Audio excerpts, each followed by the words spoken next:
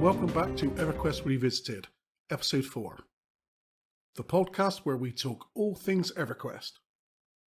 I want to give a special shout out to Nick the Bard, who reached out to us on Twitter and cleared up the confusion from the last podcast around the Mana Stone and the Scimitar of the Mistwalker. Thank you, Nick. This episode we are continuing from where we left off in Episode 3, and I'm excited to have special guest Guildor, aka Simon, back with us. So, if you haven't listened to episode 3 yet, you may want to give it a listen first before diving into this episode. As always, I want to hear from the listeners. I'll be sure to read your questions out on the podcast and answer them on future episodes. Reach out to me on Twitter at EQRevisited or send an email at eqrevisited@outlook.com. Also, just a quick reminder for my long-time listeners, or a friendly welcome to new ones. In the game, I play Organicus, a level 120 bard, on the Antonio Bell server of Everquest Live. It would be great to connect with you in game, so don't hesitate to say hi. So a quick recap on the last episode. Simon and I discussed our experiences with lower levels in Everquest and how dangerous it was before we could actually meet up in the game. I was from Kunos and Simon was in Kethelin, and we finally met up in High Pass Hold. So hi Simon, and welcome back. Thanks a lot, Darren. It's really good to be back. Since we last spoke, decided I'd go and get a map and have a look at some place names, so I'm not dithering too much, I hope. Jog your memory, that old memory. Jog our memory. I was quite right that it was Freeport, so at least tick for me for memory for Freeport, and then West Freeport going into East Common Lands, West Common Lands, and I think the zone of death for me was Kithikor. Is that right? Yeah, Kithikor Forest. Yeah, that was where I lost my body and had to come back to that. I think that was actually a point where I seriously thought, I'm going to quit this game. Because death at that point and losing everything, that has taken me, a few weeks or something at this point we've been playing? Yeah, we've put some time into it, yeah. We put definitely some time into it before we could meet up. So if I can't get my body back, if I can't get my sword, if I can't get my crappiest armor in the world, I'm sure it was. Your leather pants. Was it that good? Yeah, your 1 AC leather pants. Yeah, that would be it. I probably made them myself. So Kithikor, something that came up about this was, and the last time we were talking about how there was nighttime and daytime and how it changed your ability to see things.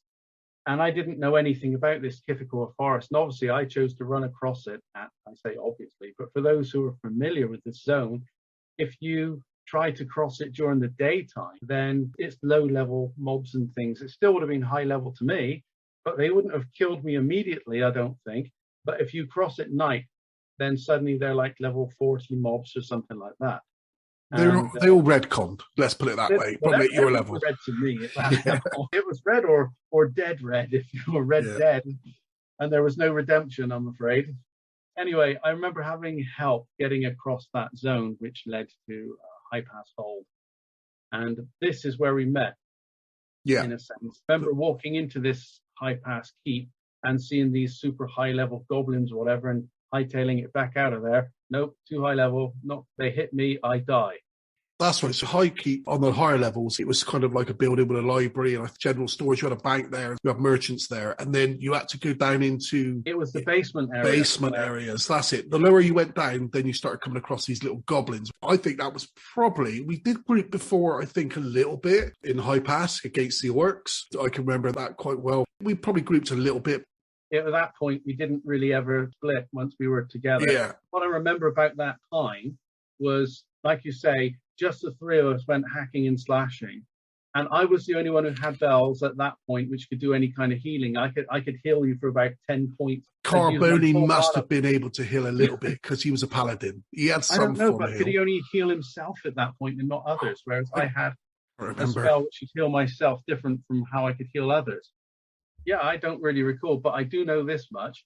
My ability to heal as such was basically useless. I could possibly stop myself dying from poison or something like that. I couldn't heal myself in the middle of a battle or something in any meaningful way. What I recall is, like I say, the three of us at that point, because we're still so low level, we could get in there you were tanking and everyone else was hitting and we were killing things. And that was okay. We got some experience and I would just waste all my mana trying to heal you, which didn't work very well. That's what I recall of that time particularly. I think what we were learning is we needed someone who could really do the healing. Although we had, like I say, a warrior who should be able to take the punishment, who couldn't hold the aggro. Not the best. No, that was a problem with the warrior. I think probably the paladin probably even took a bit of that as well with the tanking. Yeah. So I think when we moved into high keep, realised we needed help and we needed to group more. Where we spent a lot of time in that high keep, probably easily to our level 30s, I would say. We spent most of our time grinding down in there, killing those goblins and making way longer than we needed to. I think it was an interesting one. When we got to the point that these things were getting so easy and the experience was coming really slowly, just like it was for me around that level 10 back in Fadeware. I think I just literally stayed around the Greater Fadeware, and that was pretty much it. I didn't bother much with Crushbone. You know, this is a time before we actually had the Nexus Spires and things like that. And we didn't know what we were doing, let's be honest. Well, that's true. But, you know, I do remember that when you started grouping with people, that idea of the experience of the kill being shared, I kind of liked that in a way. It did make me feel like I wanted everyone to be bashing stuff so that our DPS should be high enough.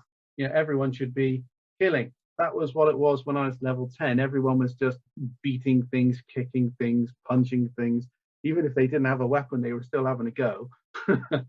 I just remember even clerics, druids, or magicians, if they weren't casting a spell, they were trying to get a thump in there, or they were trying to bash them with a stick or something. And even though it was pathetically small and we were way better in the DPS, that was what was going on, that the classes were becoming more and more specialized. They weren't going to get into the fights. They should stay away and they should be casting spells. They were casters after all. This is what I'm saying, like, we've got 3 warrior type. Well, mainly classes. They're all based on the warrior. I mean, there's only one warrior. That was your class. When you look at what the paladin was, hybrid. It was half warrior, half cleric. And that was what defined them, that their spells and things were partially really from the cleric. They had some which were specific to their class, in the same way that rangers were half druid and half warrior. That was what the ranger was meant to be. But what was special to the ranger was the bow, in theory anyway. It didn't turn out to be that special for quite some time. And even when it did become, for me, special, it still wasn't that special. I thought the ranger was going to become more of like a ranged fighter just by the name, ranger. You know, I'm thinking bows, I'm thinking fighting at a distance like any other spellcaster, if you see what I mean. But in this case, I'm not casting spells, I'm just constantly whacking arrows out there or something.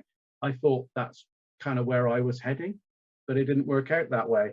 They were meant to be a DPS class, but the DPS was better by everything else. If you were a monk, you were insane. If you were a beast lord alone, let alone the beast, could outperform a ranger. Warrior is the only thing I could kind of keep up with. And you guys, at your later levels, you struggled to get groups and things, as I recall. Yeah, exactly. For me, lower levels didn't matter what class. I think when you were sort of 1 to 10, maybe even a little bit higher, I don't think it mattered what class you were. It's more you were kind of very melee, hit, and you're right. As you started going up the levels, and probably 15 maybe plus, I think your class then started to shine, and that's when you started getting your spells, and that's when you started to know your role within a group. So you had your healer class, you had your cleric. The shaman was quite a good class. Yeah. They were great for buffing. They could also heal. Your druids were a very similar class, where a bit of a mixture of everything, where they could get away with healing. They weren't the best, could get away with it. But again, they had their buffs, and obviously don't forget their ports. You had your wizards, you had your mages. I remember druids' reports. I don't remember shamans' reports. No, that's what I'm saying. The wizards and the druids, and they used to make all their money before the old days of me off so much that they would charge you for just taking you somewhere, and literally in the blink of an eye they're earning money. How did a ranger earn money? I'll run you from one zone to another because I can. You had Sow. At least you had Sow. You could cast and charge for Sow. I mean, really. Nobody wanted it. Everyone wanted it for free. You could give you that. I can't remember what the spell was, but the enchanter or enchantress could give you a spell which would boost your mana regeneration. Clarity.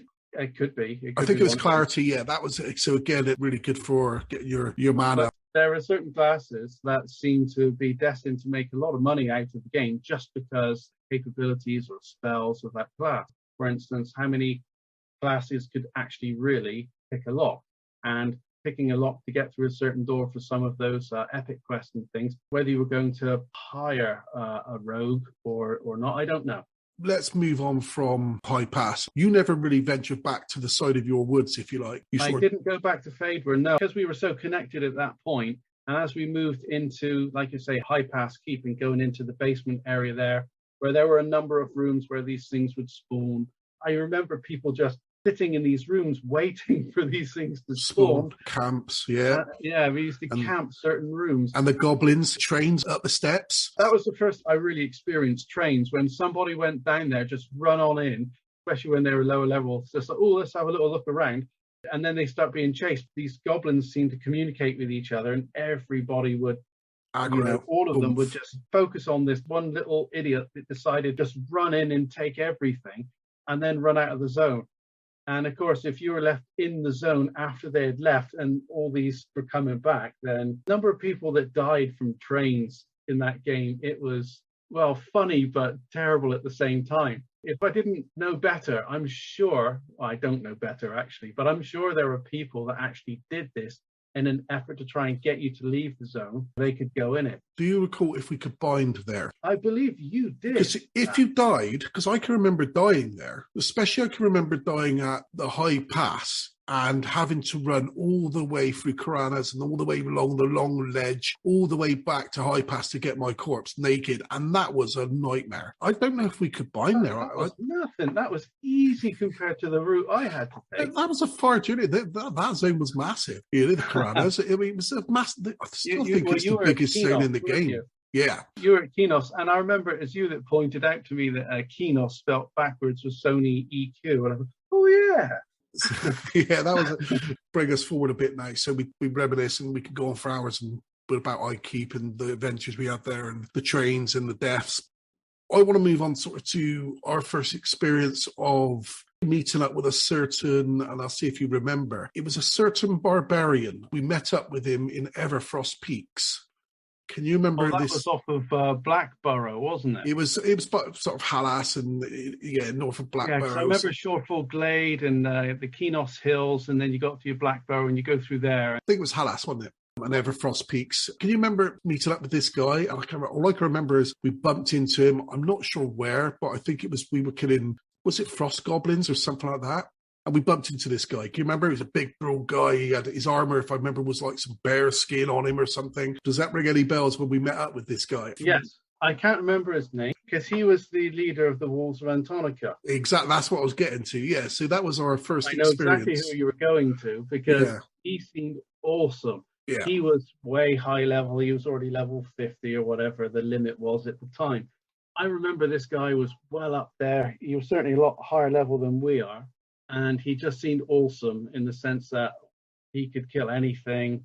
And he seemed so self-assured and so confident in the way that he spoke to us and everything.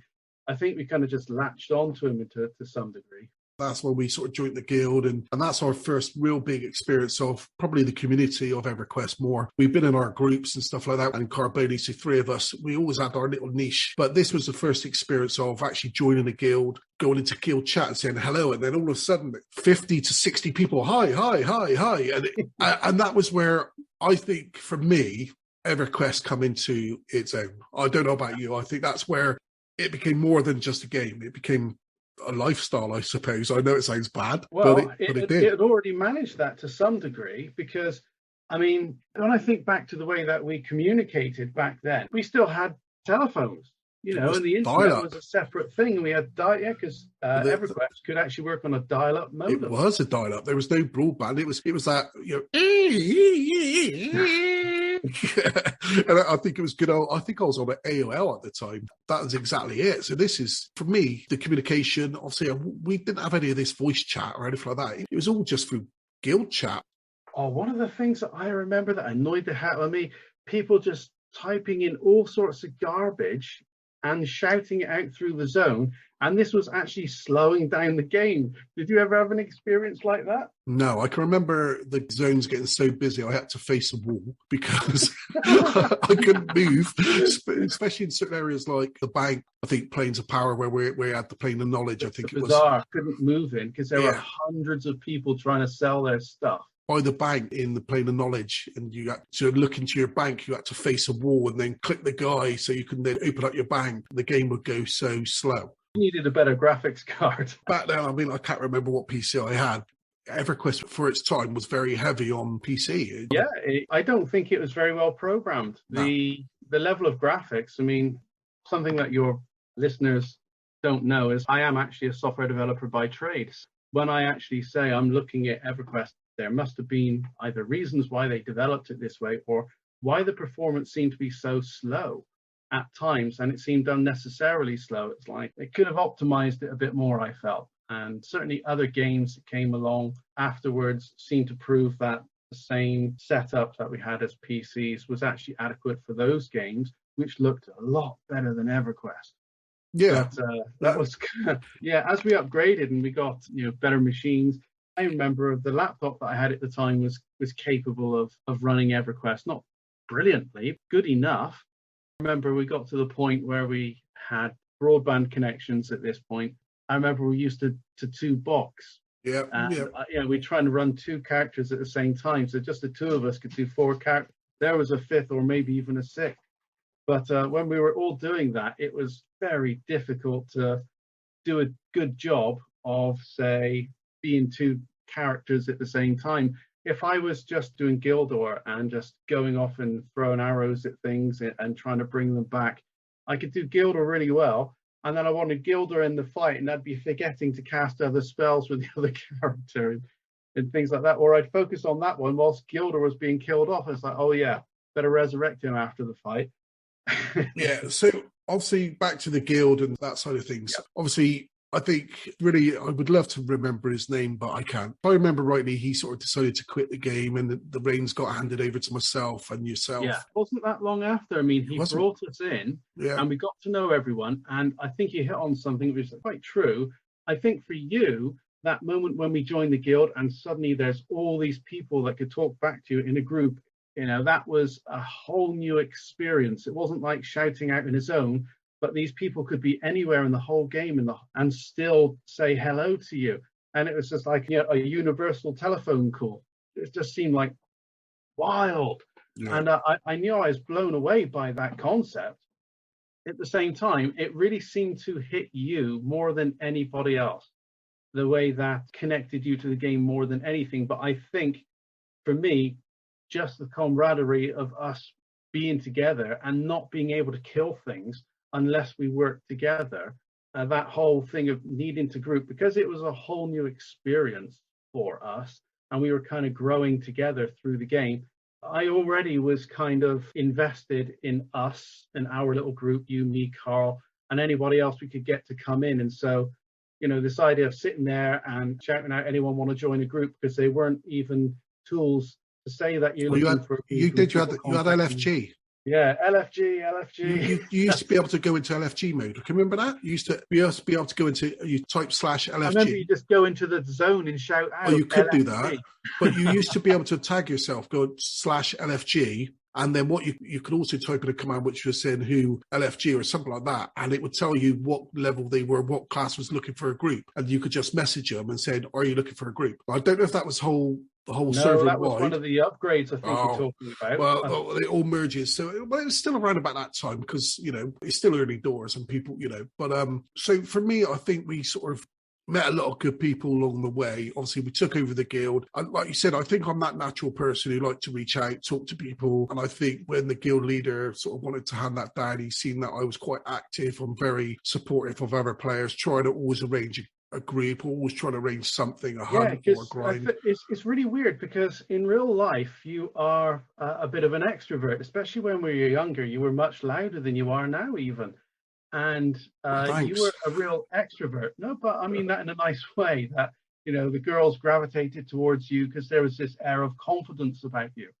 And I actually felt that that translated into the game, which was really weird, because people, when they are trying to role play and stuff like that, they may act differently to how they do in real life. I mean, we watched videos and things of people playing EverQuest at the time who literally did not have a life in real life, and yet they somehow were paying for a monthly subscription in their phone line or whatever. And this one thing is like a video recording in my mind. I can't picture the guy, but okay, an audio recording in my mind. I can see it and hear this guy saying, one of these EverQuest conferences, certainly remember the honesty with which he was saying it. And he said, in real life, I'm a nobody, but in EverQuest, I'm a somebody. And it meant so much to him. And that EverQuest kind of was his life at that point. Well, I think that was for many people. I mean, I've had conversations recently with guild members. Well, we've had these conversations. That's a good thing now. Obviously, with time moving on, we Discord now, and so we live chat. You don't know who you're talking to, because we don't really talk about real life too much in the game. You don't know who you're talking to. You could be talking to somebody who's a multimillionaire, and in the game, he's not the best player in the world, and that's how he's seen. He's seen like, oh, he's that clumsy ogre who runs in and gets us trained every time. And then you've got this other guy who's got all the Uber gear. He's really good at the game, and he's seen as a god in the game. But in real life, this guy, might be down on his luck. You don't know. And that's what I like about EverQuest. I think it doesn't matter where you come from, what your background is, what you're doing in real life. It's a good place to not get judged. And that I've always felt that with the community with EverQuest and other games out there. And I've played them. Just reminded me of something. I'll let you, before you say FIFA and stuff like that, which I've played and my lads have played up. My children play other games. So toxic. No one pats you on the back for being good. You actually get, if you're good, you get just shouted at, or someone moaning at you, or what I mean. With EverQuest, you haven't got that sort of thing in the game. It's all good community. It's a bit more camaraderie, absolutely. Yeah, and I think it still is. That's lovely to hear. In a way that you found that again, because I know you were looking for that. I mean, a number of conversations we had before you went back to EverQuest, where you said, I went back to it, I had a try, it's not the same, that a guild and that lot, and then you kind of give it up. But this time round, it seems like you found it again. Yeah, I know you wanted to say something. I just reminded you of something. You want to say that, but so before you forget what you're going to say, go to that and I'll come back to something. Okay. Well, what I was going to say, just a memory of somebody that joined our guild for a short time, somebody else that was a female wood elf. And I can't remember what they played. It might have been a ranger. It might have been a druid. I can't remember which. I do remember that I really thought this was a female. And the way that I spoke to them and everything, yeah. I remember them turning around once sometime and said, you do realize I'm a bloke, right? my name's Greg. Yeah, I'm Bert, and I'm big and I'm fat. there was a lot of that going on. I mean, people getting married in games. Yeah. I remember going along to a few of them. Oh yeah, the weddings in game and stuff like that. And that doesn't seem to go on so much now. With the guild side of things, I think that really brought us more invested in the game. Yeah, the guild kind of took over in a sense, managing the guild. And I remember we had a message board, so we had this guild board outside the game. We did a lot of talking and writing little stories and all sorts of things. We tried to organize things in there. I remember some of our members went on to become moderators in that board, that kind of thing. Yeah, I mean, there's a lot of things going on at the time. Didn't have time to level up. I was too busy to do work. I was dealing with people's emotional issues and things and grievances on the board. We seemed to manage to help everyone else to level up, but we couldn't level ourselves up. And that was where I was going to sort of try and squeeze in the last little bit, because we're coming to the end of this one, and I'll probably have you back on another time and just reminisce, because I do enjoy it. Is obviously the changing of characters, which was obviously Darglassian was a warrior, wasn't really needed. I went through this through my podcast on the episode 1, so I won't go through it again. And obviously I created Akroma, which was the bard. Yeah. And I didn't tell anybody who you were. I didn't for a while, no, because that was my sort of escape from the guild, wasn't it? I remember you making a little character, a persona. You were this young girl, and someone else in our guild absolutely latched onto you, and you were, you felt so guilty and that you had to lie to them. You made up the stories about where you lived and Oh yeah, But because also, I just wanted that. That was my character away from the guild, just so I could actually play. Because every time I logged on, something was kicking off, or somebody wanted to do that, and I was always helping somebody, and I just wanted to have some time just for me in the game, and that's where I mean, eventually I outed myself, and Akroma was everybody knew was me. But yeah, for a few months that was my escapism with Akroma. more than a few months. But I really enjoyed that class. That's why I think I'd stuck with it. I don't think it was a plan to stay as that character. It was just a class I could play. The Bard, for me, the class I've enjoyed the most out of every other class in the game. And I played a few, but not to the level of the Bard. Remember that guild member created us a character called Guildor? Yes, I was going to mention Guildor because there was Darglacian and there was Guildor, my character, and he used that to create a new character, knowing that we would be the ones that would have access, level it up or whatnot. So Dargilda, was that our enchanter? That was the enchanter, which became your main, if I remember, eventually. In the end, I played her so much to level her up. I used Guildor to level her, but that's another story. That's where we kind of changed classes, and we then sort of went on to some of the other levels. I think, I can't remember, you got Guildor quite high up there. I think you got him to the levels, but obviously when Pains of Power, I think that's when you started then moving across to Dargilda more as your main. I was then more Akroma as my main, as the Bard. And it was about getting groups, and ultimately an enchantress was always desired. And so I would bring Guildor in as my second, unless somebody else came in. You know, I wouldn't exclude other people because I've got my little ranger in there as an extra. You know, we'd continue looking for be available to open to other people, that kind of thing. And I'd leave Guildor on the outside, and I might just fire off a few arrows and things anyway. But Dargilda was easily became my main, even though I didn't want her to be. And I almost thought about marrying Guildor and Dargilda in the game, in a sense, to bring them into level in some respect, because I was using her to make money, to buy kit for Guildor from the bazaar and stuff like that, because it was so much easier to play her and make money and get upgrades and stuff. It just seemed to be much easier class.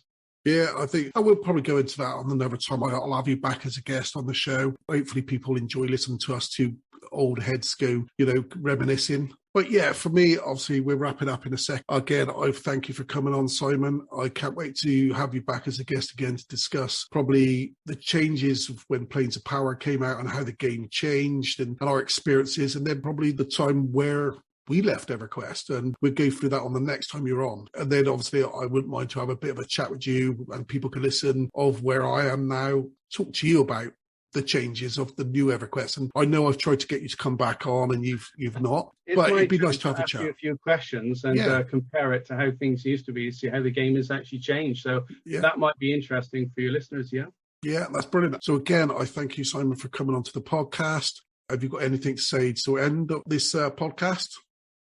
Well, just that for those who are listening, I hope you've enjoyed the game for however many years that you have. My warning would be, don't let it take over your life. You've got to have a life outside as well, and that was part of the reason we left. But we'll come to that, I'm sure. Simon with his health warning there. So, Simon, thank you very much for coming on. I look forward to speaking to you again soon. Thank you very much. All right, take care, Darren. Thanks a lot. Bye-bye.